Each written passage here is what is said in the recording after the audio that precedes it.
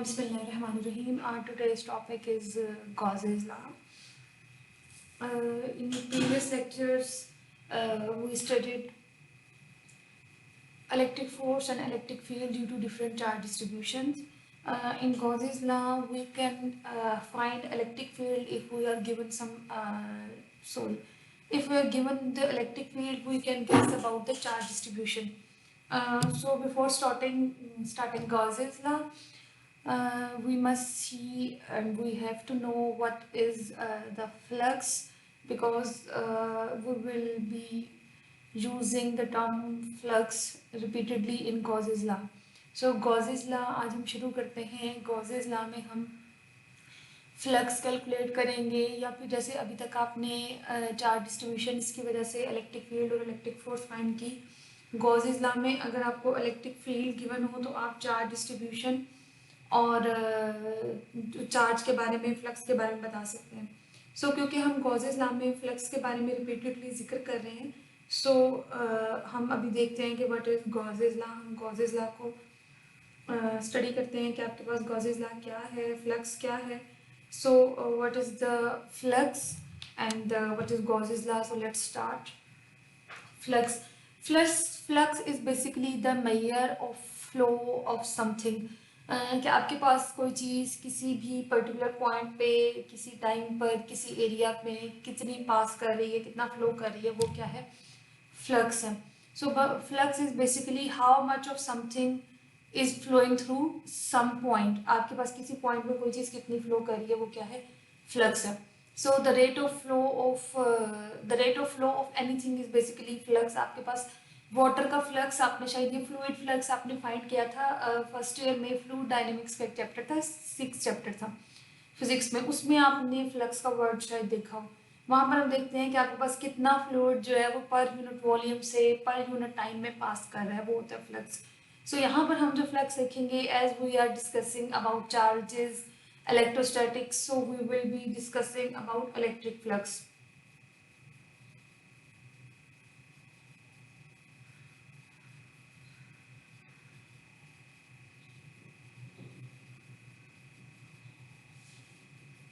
And what is the electric flux? The rate of flow of an electric field through an area or volume. या फिर आप कह सकते हैं कि you can say the number of field lines penetrating a surface or passing through a surface. So I repeat this all. Flux basically describe करता है कि आपके पास कोई चीज़ कितनी फ्लो कर रही है किसी पर्टिकुलर पॉइंट से, किसी पर्टिकुलर एरिया से, किसी पर्टिकुलर टाइम में, जिसका आपने एक मिसाल पढ़ी है फ्लूइड डायनेमिक्स में, कि आपके पास जो फ्लूइड है वो किसी भी सरफेस से per unit volume, per unit time में कितना पास कर रहा है. सो इसी तरह से क्योंकि यहाँ पर हम इलेक्ट्रिक फील्ड और इलेक्ट्रिक फोर्सेस की बात कर रहे हैं, तो हम इलेक्ट्रिक फ्लक्स की बात करेंगे.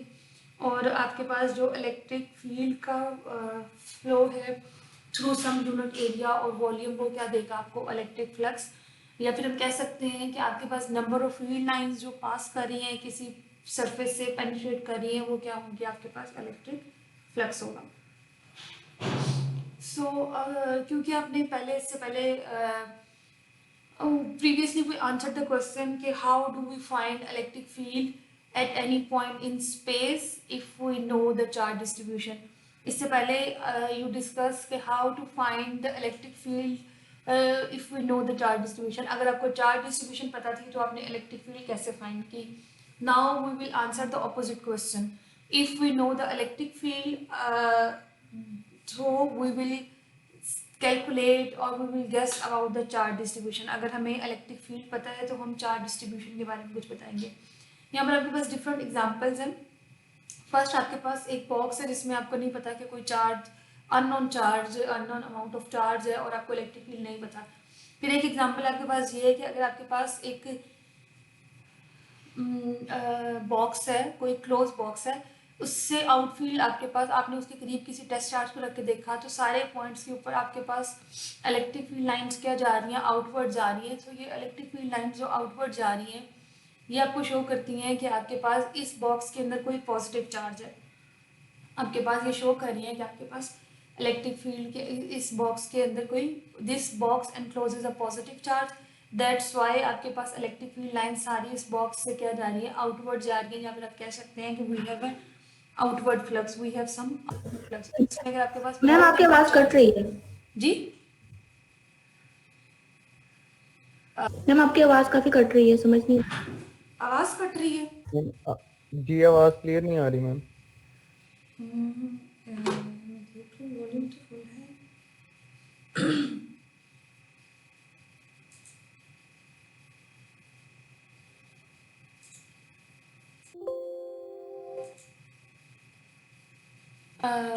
कुछ आवाज बेहतर हुई है? No ma'am.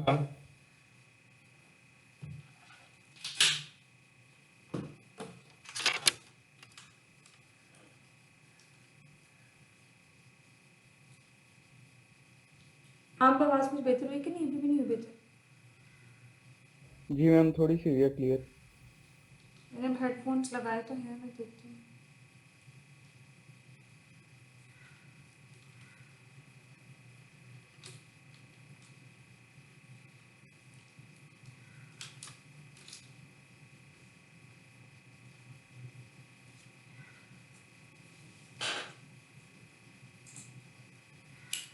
So if we have a box in which a positive charge is enclosed, so इसमें अगर आप डिफरेंट पॉइंट्स पे टेस्ट चार्ज को रख के देखते हैं तो यू सी कि आपके pass on every point electric field क्या आ रही है, आउटवर्ड आ रही है। सो यहाँ पर क्या है, आउटवर्ड फ्लक्स है। और अगर आपके पास एक से ज़्यादा पॉजिटिव चार्जेस हैं तो भी आपके पास क्या है, नंबर ऑफ फील्ड लाइंस क्या हो जाएंगी, इंक्रीज हो जाएंगी उस बॉक्स से जो आउटवर्ड जा रही हैं। सो आपके पास यहाँ पर भी क्या होगा, कोई आउटवर्ड फ्लक्स होगा। So number of field lines basically describes कि आपके पास फ्लक्स कितने हैं। जितनी number of field lines pass कर रही हैं उतना ज़्यादा आपके पास फ्लक्स होगा। और अगर आउटवर्ड फील्ड लाइंस है तो आउटवर्ड फ्लक्स होगा। और अगर इनवर्ड फील्ड लाइंस है, अगर कोई नेगेटिव चार्ज होगा तो आपके पास इलेक्ट्रिक फील्ड लाइन इनवर्ड होगी, सो फ्लक्स भी क्या होगा, इनवर्ड होगा। सो अगर आपके पास इसकी एग्जांपल एक और ये भी है कि if there is no charge inside the box, इसका मतलब है कि ज़ीरो फ्लक्स है। Neither electric field is entering the box और लीविंग द बॉक्स। सो आपके पास क्या है, फ्लक्स क्या है, ज़ीरो है। और अगर आपके पास एक बॉक्स में एक पॉजिटिव चार्ज भी है, एक नेगेटिव चार्ज भी है, so we can say that the net charge inside the box is zero. So if the net charge inside the box is zero, so the inward flux will cancel the outward flux. जितनी field lines are, as much field lines are entering the box, equal field lines will be leaving the box. So the number of field lines entering the box will cancel the number of field lines leaving the box. जितनी field lines आपके पास box में enter हो रही हैं उतनी ही field line box से leave कर रही होंगी। सो आपके पास जितना इनवर्ड फ्लक्स होगा, अगर हम इनवर्ड फ्लक्स को नेगेटिव लें और आउटवर्ड फ्लक्स को पॉजिटिव लें तो दोनों फ्लक्स एक दूसरे को क्या कर देंगे, कैंसिल आउट कर देंगे। सो अगर आपके पास net charge inside the box zero है तो आपके पास नेट फ्लक्स भी क्या होगा, जीरो होगा। और यहाँ पर आपके पास क्योंकि चार्ज है ही नहीं तो फ्लक्स जीरो है। यहाँ पर आपके पास चार्ज है लेकिन नेट चार्ज जीरो है तो फ्लक्स क्या है, जीरो। फिर ये कि आपके पास एक बॉक्स है जिसके इनसाइड कोई चार्ज नहीं है लेकिन आपने उसे किसी फील्ड के करीब रखा है। ये एक यूनिफॉर्मली चार्ज शीट है, उसके करीब आपने बॉक्स को रखा है। सो उसमें से कुछ फील्ड लाइंस पास कर रही हैं, फिर भी आपके पास इस बॉक्स में जो फ्लक्स है वो ज़ीरो आएगा। क्यों? क्योंकि आपके पास जितनी फील्ड लाइंस इधर से एंटर हो रही होंगी उतनी फील्ड लाइंस बॉक्स के दूसरी साइड से लीव कर रही होंगी। क्योंकि आपके पास इस बॉक्स के अंदर एनक्लोज चार्ज क्या है, ज़ीरो है।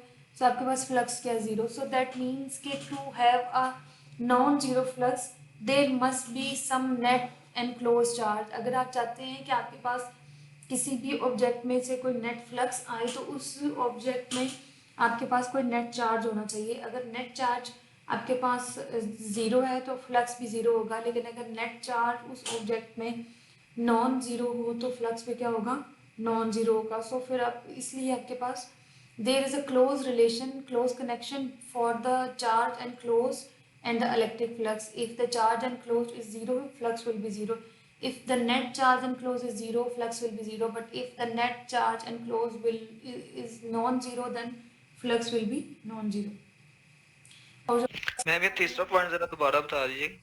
तीसरे पॉइंट में ये कि आपके पास एक बॉक्स है जिस बॉक्स के इनसाइड कोई चार्ज नहीं है, आपने उसे किसी चार्ज शीट के क्लोज रखा है। तो आपके पास जितनी फील्ड लाइन उस क्लोज बॉक्स के एक साइड से एंटर होंगी उतनी ही उसके दूसरी साइड से क्या हो जाएंगी, लीव करेंगी, सो आपके पास जो नेट फ्लक्स आएगा वो क्या आएगा, ज़ीरो आएगा, क्योंकि आपके पास उस ऑब्जेक्ट के अंदर कोई चार्ज नहीं है. सो जब भी you talk about the net flux there must be some net charge inside the box. आपके पास एक साइड से फ्लक्स इनवर्ड आ रहा है, एक साइड से फ्लक्स आउटवर्ड आ रहा है, लेकिन वो इनवर्ड फ्लक्स और आउटवर्ड फ्लक्स क्या कर रहे हैं, एक दूसरे को कैंसिल कर रहे हैं. सो अगर आपको एक नेट फ्लक्स चाहिए, सो उसके लिए किसी भी उस बॉक्स के अंदर या उस स्फीयर या उस बॉक्स के अंदर कोई चार्ज एनक्लोज होना चाहिए. मैम हमने मैम ये इलेक्ट्रिक फ्लक्स की ये डेफिनेशन नहीं पढ़ी कि the number of magnetic lines electric lines of force जो passing through unit surface area, तो इसमें से तो पास कर रही है ना सरफेस में. नेट फ्लक्स की बात कर रहे हैं हम, नेट फ्लक्स की. यहाँ पे मैंने नेट फ्लक्स का वर्ड यूज किया. वैसे आपके पास एक सरफेस में से लाइन पास कर रही है, उस सरफेस में से कोई इनवर्ट फ्लक्स है, दूसरी सरफेस में से कोई पास कर रही है, उसमें कोई फ्लक्स है. लेकिन अगर आप पूरे बॉक्स के लिए, अब ये बात देखो, अगर हम एक शीट के लिए देखते हैं ना, एक सिंपल पेज के लिए एक कोई प्लेट, उसमें फ्लक्स की बात हो रही है. लेकिन when we are talking about some box, तो box mean some close surface है. तो उस क्लोज सरफेस में ये है कि आपके पास अगर सपोज उसकी राइट साइड से कुछ फील्ड लाइन एंटर हो रही है और लेफ्ट साइड से बाहर निकल रही है, तो आपके पास एक साइड पे इनवर्ट फ्लक्स आया है, दूसरी साइड पे क्या आया है, आउटवर्ड फ्लक्स आया है. सो उस क्लोज ऑब्जेक्ट के लिए जो नेट फ्लक्स है वो क्या है, ज़ीरो है. अगर हम उस राइट सरफेस के लिए देखें तो आपके पास एक पॉजिटिव फ्लक्स है. अगर एक नेगेटिव सरफेस लेफ्ट सरफेस के लिए देखें तो आपके पास एक नेगेटिव फ्लक्स है. लेकिन जो नेट यानी टोटल फ्लक्स है उस पूरे बॉक्स के लिए वो ज़ीरो है. Okay ma'am, thank you. Miss ये पॉइंट दोबारा समझा दें. देखो, मैम वो अराउंड एवरी कॉर्नर जीरो होगा. नहीं, टोटल फ्लक्स यानी कि net flux through the box zero होगा, उस पूरे बॉक्स में से. बॉक्स मीन्स कि एक क्लोज सरफेस है, आपके पास एक क्यूबिकल सरफेस है, बंद है, जो जैसे एक ये कार्टन होता है जो बंद हो हर साइड से, जिसकी 6 साइड्स क्लोज हो, उसकी बात कर रहे हैं. या कोई सिलेंडर है जो हर साइड से बंद है, उसकी बात करें. जिसकी ओपन हो उसकी क्लोज ऑब्जेक्ट की. ये जो बात कर रहे हैं ना हमने, ये जो पीछे ऑब्जेक्ट्स लिए हैं, ये सारे हमने क्लोज सरफेसेस लिए हैं. आगे जो ये वाला वो है जिसकी आपने इंटर में पढ़ा हुआ है ना, वो ये वाली बात है. अगर आपके पास सिंपल एक सरफेस हो, ये भी हम देख लेते हैं. जो ये बात की नो मैम मैं पूछ रहा हूँ ऑब्जेक्ट की लिखी, उसके क्योंकि हम ओरिजिन में. कॉसेस में क्लोज ऑब्जेक्ट या क्लोज सरफेस लेते हैं. लेकिन वैसे इन जनरल जो हम फ्लक्स लेते हैं वो आपके पास number of field lines passing through unit area ही है. लेकिन जब हम नेट फ्लक्स की बात करते हैं तो आपके पास लेट्स सपोज एक सरफेस है, बॉक्स है, वो एक क्लोज सरफेस है. उस क्लोज सरफेस की एक साइड से फील्ड लाइन एंटर हो रही है, दूसरी साइड से फील्ड लाइन बाहर निकल रही है. तो आपके पास अगर उसके लिए टोटल फ्लक्स देखा जाए, नेट देखा जाए, तो वो ज़ीरो आएगा. अगर आप सेपरेटली उसकी एक वॉल के लिए और दूसरी वॉल के लिए देखो तो उसके लिए आपके पास फ्लक्स का कोई मैग्नीट्यूड आएगा. ठीक है, तो अगर आप देखो flux, the flux is equal to E dot A. Flux को हम मैथमेटिकली कैसे फाइंड करते हैं, flux, electric flux is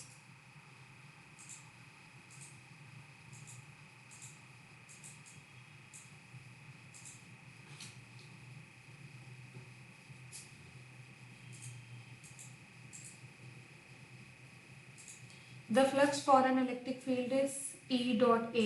The flux is basically the dot product of electric field and vector area, where area vector is the vector whose magnitude is equals to area and its direction is normal to the plane of the surface. अगर आपके पास कोई spherical अगर आपके पास कोई circular surface है या कोई भी और सरफेस है, उसके ऊपर जो नॉर्मल होगा वो किसको शो करेगा, एरिया की डायरेक्शन को शो करेगा. और फ्लक्स किसके इक्वल होता है, ई डॉट ए के. इसके एग्जांपल्स कुछ ये हैं. आपके पास एक सरफेस है जो कि इलेक्ट्रिक फील्ड लाइंस के साथ कुछ इस तरह से है, उसको फेस कर रही है, तो आप देख सकते हैं कि आपके पास मैक्सिमम फील्ड लाइंस जो है वो इस सरफेस में से पास कर रही हैं. अब अगर हम इसके लिए फार्मूला से देखें तो आपके पास तो what will be the, here we see we have a surface which is placed in a uniform electric field and we see that maximum number of field lines are passing through this surface. So the area vector is the vector whose magnitude is equals to area and its direction is along the normal to the surface. तो आपके पास normal to the surface क्या होगा, this bold vector black is shown as the area vector direction. Normal means perpendicular to the surface. So जब आप इस surface पे normal draw करते हैं, you see that electric field and area vector are parallel. If they are parallel, the angle theta will be 0. So flux will be equals to EA cos theta. So flux will be EA और वो flux क्या होगा, maximum होगा. So हमें diagram से भी show हो रहा है कि maximum number of field lines जो है वो पास कर रही है, पेनिट्रेट कर रही है इस सरफेस में से. सो इस सरफेस में से जो फ्लक्स होगा वो क्या होगा, मैक्सिमम होगा, वो ई ए के इक्वल होगा. और अगर आपके पास if surface is making some angle with the electric field line, तो आपके पास इस सरफेस पर जो परपेंडिकुलर आप ड्रॉ करोगे उसकी वो इलेक्ट्रिक फील्ड लाइन के साथ this is making angle phi. So flux will be equals to E A cos phi. Phi can be 30 degree, 40 degree, 50 degree, कुछ भी आपके पास जो एंगल है वो क्या है. अगर आपके पास if electric field and area vector are making some angle phi, then electric flux will be equals to E A cos phi. And in the last, if the surface is oriented such that we see that no field lines are passing through the surface or no field lines are penetrating through the surface, and graphically, vectorially we show that the area vector direction. So if we draw normal to the surface, so the area vector direction will be perpendicular to the electric field, so angle will be 90 degree and cos 90 is 0, so flux will be 0. So here we have three cases. One in which flux is maximum when area and electric field lines are parallel, and if area vector and electric field lines are making some angle, and in the last, if area vector and electric field lines are perpendicular, we see that flux will be 0. No field line will pass through the surface. And if we have a non-uniform electric field, here we have a uniform electric field. But if we have a non-uniform electric field or a non-uniform area, let's suppose अगर आपके पास कोई ऐसी surface है जिसपे area और electric field दोनों हर जगह पे यूनिफॉर्म नहीं है, तो हम क्या यूज़ करेंगे, flux will be equals to integral E dot A. उसमें फिर आप एरिया या इलेक्ट्रिक फील्ड को you will divide it into different elements और फिर आप उसे क्या करेंगे, इंटीग्रेट करेंगे. And this close circle shows the close surface. अगर आप किसी क्लोज सरफेस के लिए देखें, अगर आप क्लोज सरफेस ना हो तो ये क्लोज सर्कल लगाने की जरूरत नहीं है, लेकिन अगर आपके पास कोई क्लोज सरफेस होगी तो the flux will be E dot A का इंटीग्रल आप ले लेंगे. अगर आपके पास इलेक्ट्रिक फील्ड या एरिया में से कोई चीज़ यूनिफॉर्म नहीं है, लेकिन यहाँ पर क्योंकि आपके पास इलेक्ट्रिक फील्ड और एरिया दोनों क्या थे, यूनिफॉर्म थे, आपने स्ट्रेट फॉरवर्ड उसके लिए कैलकुलेट कर लिया. एक छोटा सा न्यूमेरिकल है, find electric flux if the area vector is making angle 30 degree with the electric field lines. So आप इसके लिए फ्लक्स फाइंड करें. बिल्कुल ही बहुत सिंपल सा न्यूमेरिकल है. This is a very simple numerical in which you need to find out the electric flux for this circular surface in which electric field lines are passing through this surface, and the area vector direction is making angle 30 degrees with the electric field lines. You need to calculate the electric flux. First you will find area magnitude, then you will calculate flux. You have 2 minutes to find out the flux, and ये 2 dot 10 raised to power 3 का मतलब है 2 into 10 raised to power 3. Ma'am आपकी आवाज नहीं आ रही. जी जी आपकी आवाज नहीं आ रही. आपको बिल्कुल आवाज नहीं आई मेरी? इतनी देर से मैं बोल रही हूँ, अभी नहीं आवाज आई? मैम नहीं, clear मैम। नहीं आ बस रही. थोड़ी सी खराब हुई है. अच्छा, ये आपने इसमें न्यूमेरिकल में बस 1-2 मिनट में आप इसको सॉल्व कर लो कि आपने इसको फाइंड करना है, आपने फ्लक्स फाइंड करना है फॉर दिस. जहाँ पर आपके पास ये जो सर्कुलर प्लेट है इसका एरिया वेक्टर और electric field are at angle 30 degrees, और ये जो इलेक्ट्रिक फील्ड है इसका मैग्नीट्यूड है 2 into 10 raised to power 3 Newton पर कूलम. ये 2 डॉट मीन्स पॉइंट नहीं है, 2 into 10 raised to power 3 है, और रेडियस इस सरफेस का कितना है, 0.1 मीटर्स है. सो आपने क्या फाइंड करना है, इसके लिए फ्लक्स फाइंड करना है. आपके पास 2 मिनट है, you please calculate the flux. और मैं बस 1 मिनट आप इसको कैलकुलेट करें, मैं आपसे पूछती हूँ. मैम इसका एरिया कितना है? एरिया बेटा कैलकुलेट करना है ना. क्या मैम समझ नहीं आई? एरिया ही तो, एरिया कैलकुलेट करके तो फ्लक्स कैलकुलेट करोगे ना. रेडियस गिवन है, सर्कुलर सरफेस का रेडियस गिवन है, एरिया फाइंड करेंगे फिर फ्लक्स फाइंड करेंगे. मेरे पास इस वक्त 10:29 हो रहे हैं. मैं तकरीबन 3 से 4 मिनट के बाद आप लोगों में से किसी से भी पूछूंगी, किसी भी रैंडम रोल नंबर से पूछूंगी कि आप मुझे बताएं आपने क्या सॉल्व किया इसमें. So you have 2-3 minutes to solve this. Please solve this.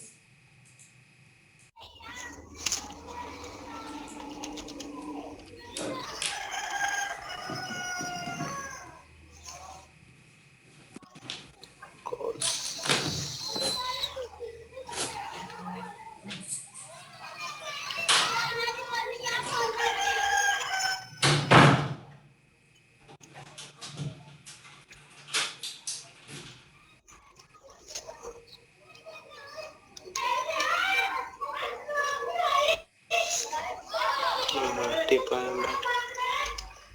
Mic बंद कर ले यार, कौन है वो? फरहान।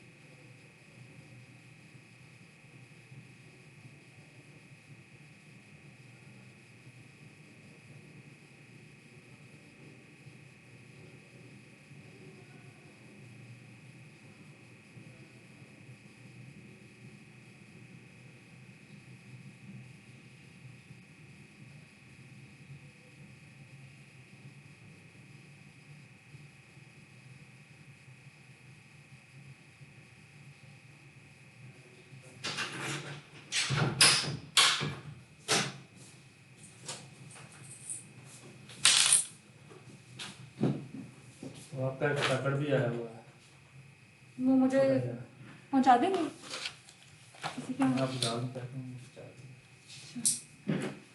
पेन है बस एक जगह पे कर दे बस। इधर इधर हाँ, इधर कर दे। यहाँ देखो। बस सिग्नेचर करना हाँ जी, स्टैम्प आपके पास स्टैम्प को वहाँ से कर लेना। बाकी तो किसी चीज़ नहीं। अच्छा तो आपके पास कोई एप्लीकेशन का सैंपल होगा पड़ा हुआ किसी की एप्लीकेशन पड़ी होगी कंफर्मेशन के लिए देते हैं उसको देखनी पड़ेगी, अप्लाई की है, करती भी है मेरे पास। होगी तो वैसे ही मैं दिखा देंगे हाँ, दिखा दूँ। यार आंसर बता देना। थोड़ा सा वैसे तो लिखने का याद है लेकिन फिर भी मैंने कहा मैं लिख देना। हाँ, वो तो उर्दू में है। अच्छा हाँ, अच्छा अच्छा नहीं नहीं फिर से मैं लिख लेती हूँ ठीक है बस रजिस्ट्रार को एड्रेस करना है स्टार को एड्रेस करना है, पहले डीन को लिखना है। नीचे डीन के साइन की भी जगह बनानी है हाँ जी, और प्रिंसिपल के भी और अपने भी साइन करने हैं, है ना? प्रिंसिपल के, डीन के और ऊपर रजिस्टर। हाँ जी, ठीक है, डीन फैकल्टी ऑफ साइंस होगा ना? हाँ जी। ठीक है। कितना वो ऑर्डर पर कितना साल लिखा हुआ है? 2 साल का? हाँ जी, मेरा हिंदू से। हाँ, फिर आपने यही लिखना है, 2 साल का से ज्यादा हो गया। हाँ जी, ये लिखना है कि 2 साल से ज़्यादा हो गया हाँ, तो कंफर्म कंफर्म कर दीजिए। ठीक है। आपने इसको अंग्रेजी में लिख देना। हाँ जी, नहीं मैं लिख लूँगी। नीचे बस एक डीन के यानी ऊपर रजिस्ट्रार के लिए लिखना है, नीचे डीन और प्रिंसिपल के वो रहने हैं 10। हाँ जी।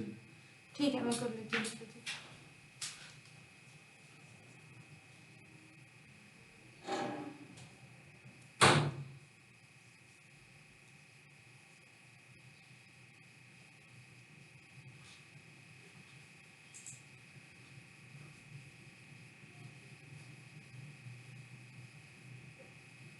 I think all of you have calculated the flux. So let's move further. आवाज आ रही है आप लोगों को क्लियर भी तो नहीं आ रही फिर आवाज?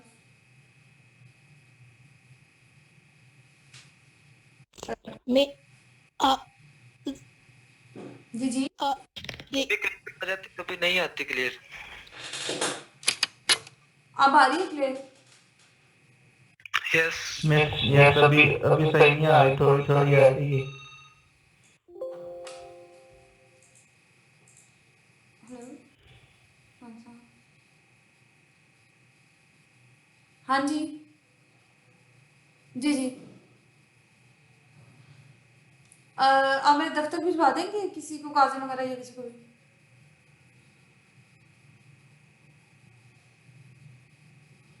अ, मेरे पास कोई नहीं है, मैं अपने ऑफिस में हूँ। तो आप तो सर तारिक भट्ट के ऑफिस का पता है आपको? ये मैडम सादिया शहजाद वगैरह के आमिर साहब के ऑफिस में भिजवा दें।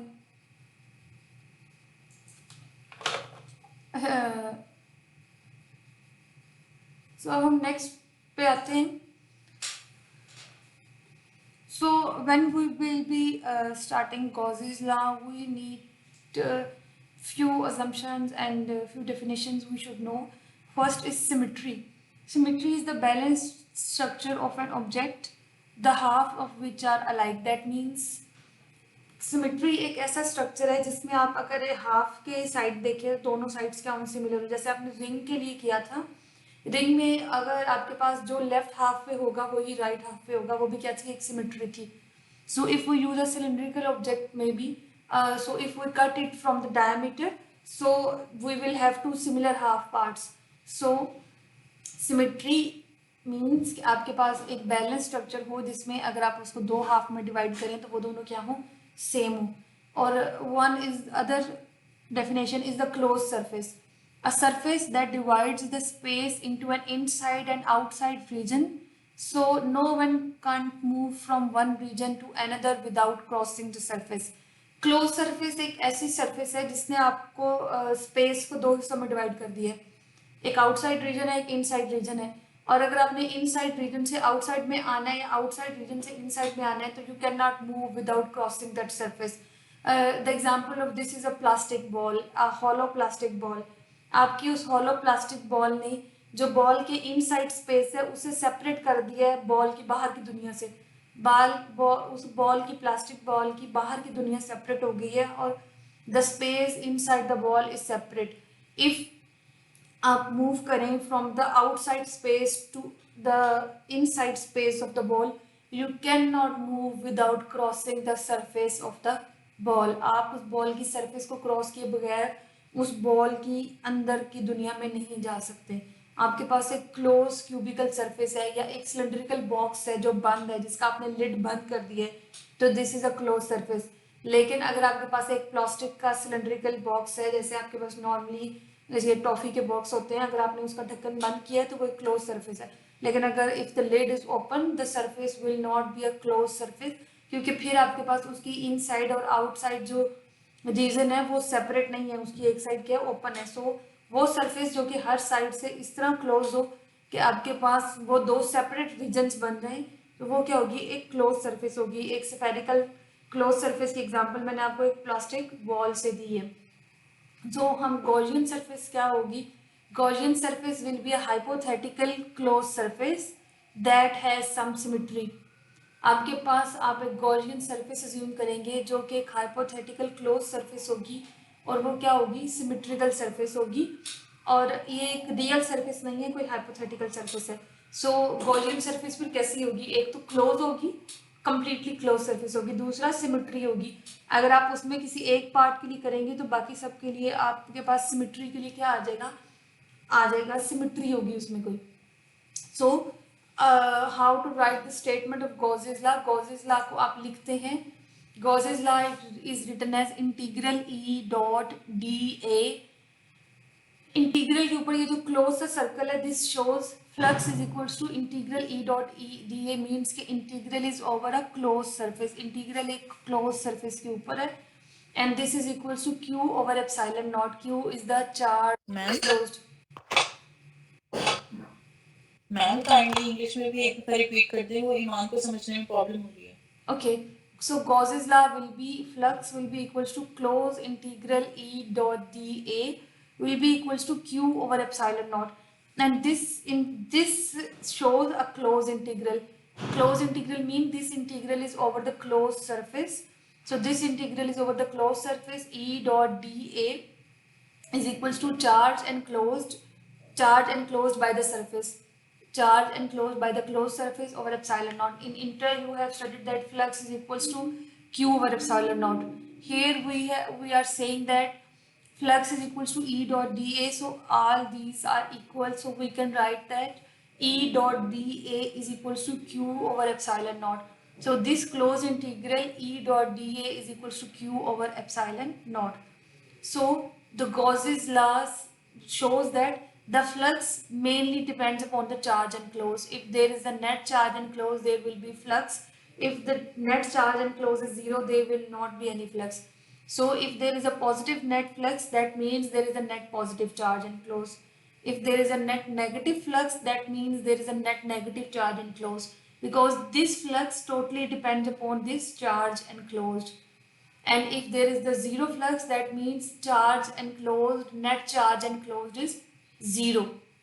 So Gauss's law states that phi is equals to close integral E dot dA, and this is equals to Q over epsilon naught, and this subscript shows the charge enclosed by the closed surface, charge enclosed, the net charge enclosed by the surface. Ma'am Yes. Ma'am close surface और Gaussian surface में difference क्या है? A closed surface is not always a Gaussian surface, but Gaussian surface should always be a closed surface. Open surface cannot be taken as a Gaussian surface. Closed surface कुछ भी हो सकती है, चाहे symmetrical हो या ना हो.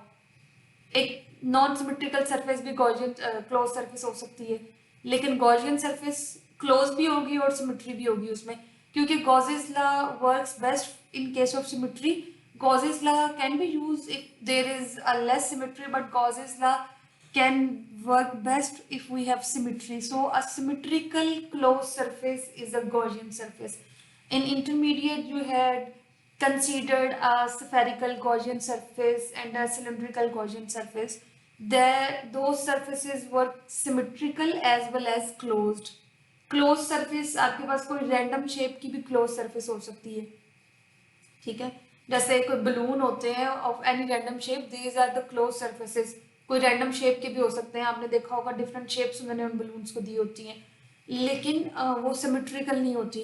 But a symmetrical close surface is a Gaussian surface, or we can say that a Gaussian surface must be symmetrical and close. So there are many types of symmetry. We can have a cylindrical symmetry, example is a can. We have a spherical symmetry, example is a ball. And we can have a rectangular symmetry, example is a box, but this is not very commonly used. We normally take the cylindrical symmetry or the spherical symmetry. We normally draw a spherical Gaussian surface or the cylindrical Gaussian surface. So what are the steps to apply Gauss's law?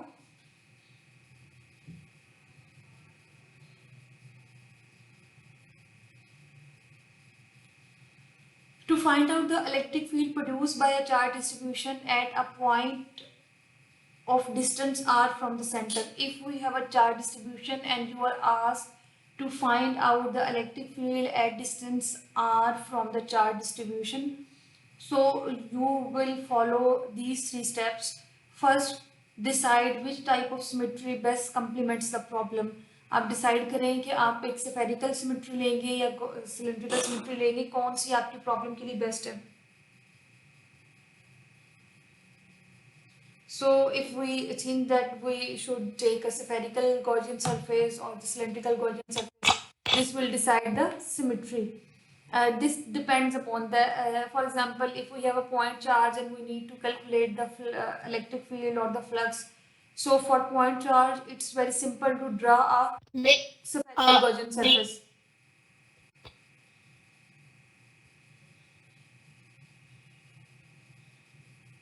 So first of all, you will decide which type of symmetry or which type of Gaussian surface you should take. In the second step, you will draw the Gaussian surface. This is a hypothetical surface, a mathematical surface, not a real surface, which will reflect the symmetry. सबसे पहले आप choose करेंगे कि आपने कौन सी Gaussian surface draw करनी है. You will draw the spherical Gaussian surface or the cylindrical. Then you will draw the Gaussian surface around the charge distribution you are choosing. Let's suppose आपको एक point charge given है या कोई line of charge given है. If you are given a line of charge and you need to calculate electric field at distance r, you will draw the spherical surface or the cylindrical surface which will pass through that point. अच्छा, अब एक और ये बात कि whenever we are applying Gauss's law, first we will need to draw a Gaussian surface and the Gaussian surface must pass through the point on which the electric field is to be calculated. आपने Gaussian surface draw करनी है और Gaussian surface उस point से लाजमी पास करनी चाहिए जिस point पे आपने electric field को calculate करना है. फिर आप Gauss's law को यूज करेंगे और इलेक्ट्रिक फील्ड का मैग्नीट्यूड फाइंड करेंगे. मैं आपको इसकी एक आध एग्जांपल करके दिखाती हूँ. अच्छा, for example, let's suppose if we have a positive test charge and you are asked to draw a Gaussian surface, you will draw a spherical Gaussian surface. Why? Because a spherical Gaussian surface whose center is at the point charge and the Gaussian surface of radius r, this Gaussian surface will have the greatest degree of symmetry because on each point of the spherical Gaussian surface electric field is same, because electric field depends upon the distance as the charge is at the center. So at distance r आपके पास, आपने जब spherical Gaussian surface assume की है, आपने क्या assume किया, आपने कैसे spherical Gaussian surface assume किया जिसके center पे आपके पास वो point charge है जिसकी वजह से आपने फील्ड फाइंड करनी है किस डिस्टेंस पे, r डिस्टेंस पे. When you need to find out the electric field at distance r, you will draw the sphere of radius r. जब you will draw the sphere of radius r, so sphere क्या होगा, उसका हर point पे जो distance है centre से वो r होगा. सो हर पॉइंट पे स्फीयर पे इलेक्ट्रिक फील्ड का मैग्नीट्यूड क्या होगा, सेम होगा. और अगर आपने इस स्फीयर के लिए फ्लक्स फाइंड करना हो तो आप किसी एक पॉइंट पे कोई एरिया एलिमेंट ड्रॉ करें. उस एरिया एलिमेंट पे the area element direction will be normal to the surface. So वो जो नॉर्मल टू द सरफेस है वो इलेक्ट्रिक फील्ड के क्या होगा, पैरेलल होगा. सो आप इस तरह से इलेक्ट्रिक फ्लक्स फाइंड कर सकते हैं. और इसमें अगर आप देखो, you can see from the figure that there will be a net positive charge because there is a positive charge enclosed by the surface. So there will be a net positive charge, or you can say that there will be a net outward flux. And in the second diagram, if we have a negative charge at the center, so we can draw a spherical Gaussian surface and we can see that there will be a negative flux. There will be a negative flux because electric field lines are entering the surface. So there will be a negative flux, and because the surface encloses a negative charge, so the flux will be negative. Or you can directly write from the Gauss's law, the flux will be q over epsilon naught here. यहाँ पे flux कितना होगा, q over epsilon naught. और यहाँ पे कितना होगा minus Q over epsilon nought. अगर हम इलेक्ट्रिक फील्ड और एरिया के लिहाज से ना देखें डायरेक्टली, अगर आप गॉसेस लॉ को देखो तो Gauss's law state that the flux through any surface is q over epsilon naught. So here the charge is q, the flux will be q over epsilon naught. Here flux will be minus q over epsilon naught. So इसकी examples and different बगैर calculations के, जहाँ पर आप just diagram से describe कर सकते हैं कि आपके पास फ्लक्स कितना होगा। यहाँ पर आपके पास एक कोई रैंडम सरफेस है, कोई रैंडम क्लोज सरफेस है।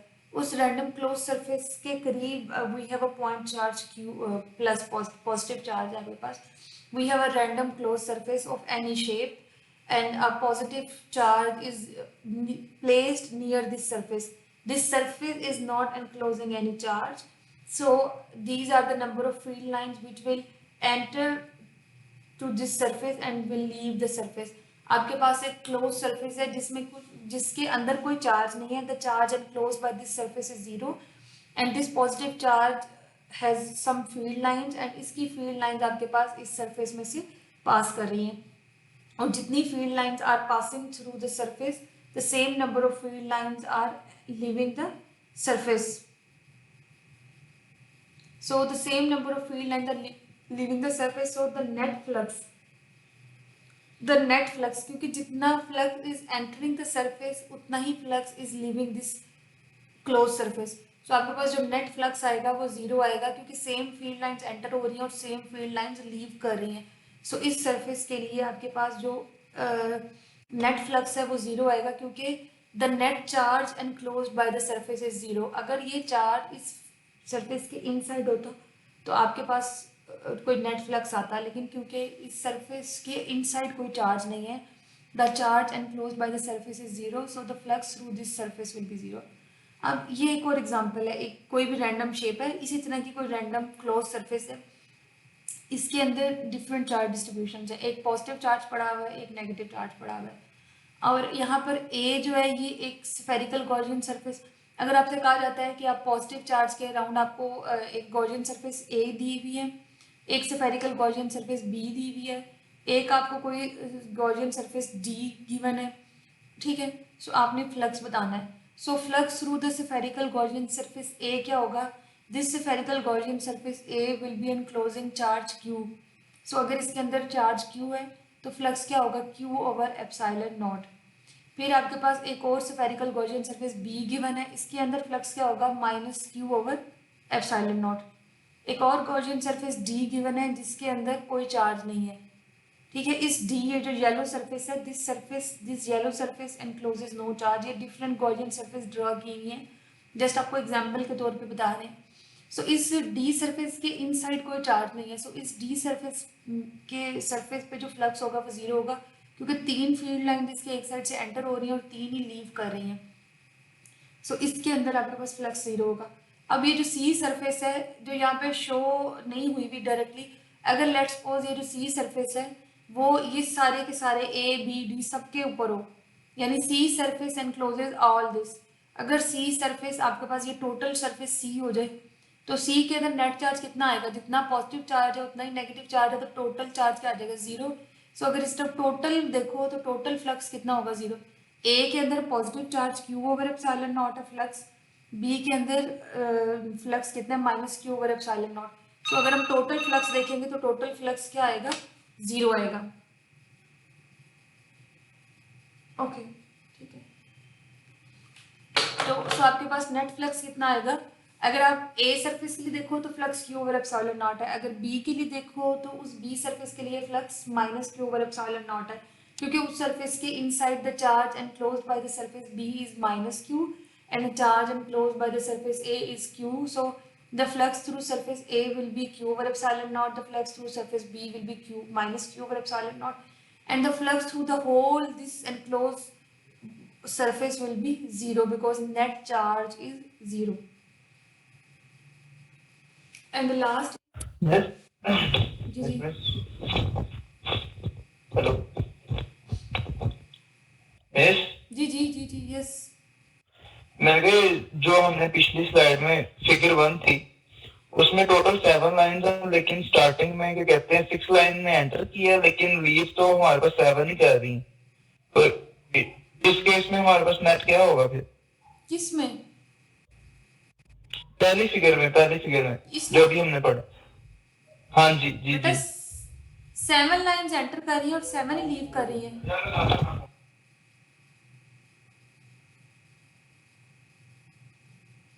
क्योंकि जी मिस। इनसाइड तो कोई चार्ज नहीं है ना, तो इसलिए उसके अंदर फ्लक्स सिक्स है। एंटर कर रही है, एक बाहर चले गई है, एक ने एंटर नहीं किया। बेटा 7 एंटर हो रही है, काउंट कर लेना। आवाज नहीं आ रही है। 7 field lines are entering the surface and 7 field lines are leaving the surface. ये देख लें, 1 2 3 4 5 6 7 and 1 2 3 4 5 6 7 7 field lines enter हो रही हैं और 7 लीव कर रही हैं, because this whole surface is not enclosing any charge, so 7 field lines are entering the surface and 7 are leaving the surface. You may check again. Miss एक ने enter नहीं किया, वो जो सबसे पहली वाली ये वाली। तो इसके बगैर भी 7 है बेटा। 1 2 3 4 5। ठीक है miss, okay. So in the last Gauss's when we had Coulomb's law to calculate electric field lines, so why we are using Gauss's law? Gauss's law is more general. Coulomb's law can only be applied for the charges at rest, but Gauss's law can be applied for the moving charges also. And we say that the Coulomb's law can be derived from the Gauss's law, so Gauss's law is more general. Let's try an example in which we can derive Coulomb's law using a Gauss's law. So you are given a point charge Q and you are asked to find out the electric field at distance r from the point charge Q. आपने इस point charge Q से r distance पे electric field find करनी है. You need to find out the electric field at distance r from this point charge Q. So आपके पास क्या होगा? सबसे जो सिंपल चॉइस है वो ये है कि हम इस r डिस्टेंस के ऊपर क्या कर दें, एक स्फेरिकल गॉसियन सरफेस ड्रॉ कर दें, क्योंकि स्फेरिकल गॉसियन सरफेस का क्या होगा, एक स्फीयर का सरफेस का हर पॉइंट का जो डिस्टेंस है वो सेंटर से क्या होता है, सेम होता है। सो आपके पास ये जो Q है चार्ज है, this is at the centre.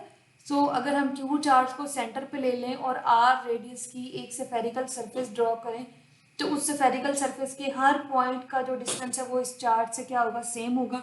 सो ये आपके पास एक सिमेट्री होगी कि उस पूरी स्फेरिकल सरफेस के हर पॉइंट के ऊपर इलेक्ट्रिक फील्ड का मैग्नीट्यूड क्या होगा, सेम होगा।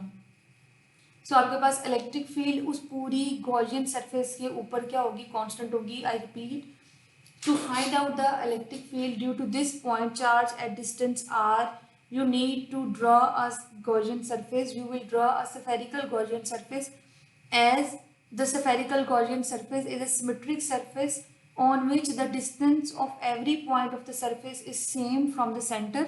So electric field will be same at every point of the sphere. So electric field will be constant and electric field will be equals to E. The magnitude of electric field at every point of the surface will be E. And if we need to find out the area vector, अगर अपनी area vector find करना है, you divide the whole surface into small elements. अगर आप एक small element को लेते हैं, उसका area element कितना है, dA है, the direction of the area will be the normal to this point, and this normal, this bold black vector is parallel to this electric field. So at this point we see that electric field and area vector are parallel. If we draw area vector at any other point, let's suppose if we take area element at this point, I'm showing this with my cursor. So if you draw the area element at this point and you draw the area vector, you will see that area vector will also be outward in this direction.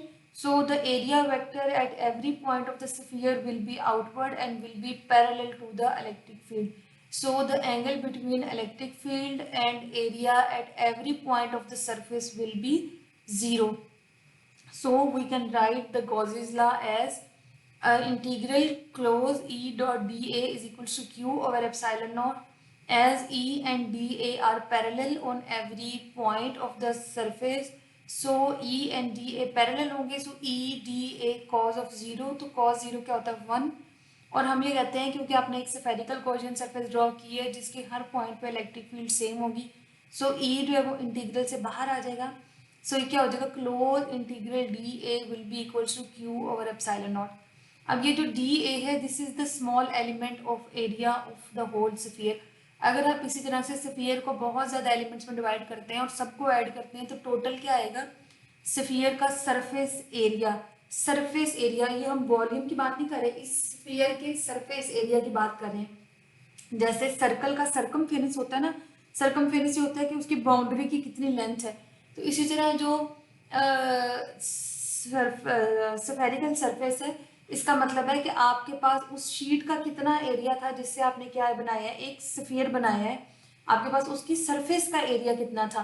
जैसे आप कह सकते हो कि for example आपके पास ये जो अर्थ है, अर्थ क्या है, एक स्फेरिकल सरफेस है, तो अगर मैं ये कहती हूँ कि अर्थ का सरफेस एरिया, तो अर्थ का सरफेस एरिया का मतलब है कि आपके पास ये जो पूरी दुनिया है, जो ज़मीन है, इस ज़मीन का रकबा कितना है, तो आपके पास this surface area will be equals to integral DA, and this integral DA for the whole spherical will give us the total surface area of the sphere, and this total surface area of the sphere is equals to 4 pi r square. A is equals to 4 pi r square. So surface area will be equals to 4 pi r square. आपके पास surface area of the sphere कितना हो जाएगा 4 pi r square. अगर आप इसकी जगह यहाँ पुट कर दें E इंटू टोटल एरिया, तो क्या आ जाएगा E into 4 pi r square equal to Q और एप्सिलॉन नॉट। अगर आप बाकी टर्म्स को इधर ले आए तो E कितना आ जाएगा 1/4 pi epsilon nought Q over r square, which is same as Coulomb's law. So that means you have derive Coulomb's law using Gauss's law. आपने गॉसेस लॉ को यूज करके क्या ड्राइव कर लिया है, कूलम्स लॉ ड्राइव कर लिया, क्योंकि आपने गॉसेस लॉ को यूज किया, आपने एक पॉइंट चार्ज की, you calculated the electric field of a point charge at distance r.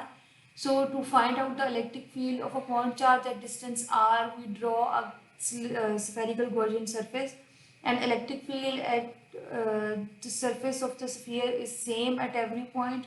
So electric field can be taken out of the integral, and we say that E and DA are parallel on every point of the sphere. We have shown it by drawing this area vector, that at this point electric field and area vector are parallel, because this is a symmetrical surface. So if area vector and electric field are parallel at some point, so we can say that electric field and area vector are parallel at every point. So electric field will be taken out of the integral, so E integral dA will be equals to Q over epsilon naught. So integrating this area element for the whole surface, closed surface, we will have the total surface area of the sphere. So by rearranging the terms, we get E is equals to 1/4 pi epsilon naught Q over r square, which is same as Coulomb's law. So आपने क्या किया, एक point charge के around एक r radius का एक sphere draw किया, spherical surface, Gaussian surface. उस गॉसियन सरफेस पे अगर किसी एक पॉइंट पे आपने एरिया एलिमेंट की डायरेक्शन देखी तो वो इलेक्ट्रिक फील्ड के पैरेलल थी।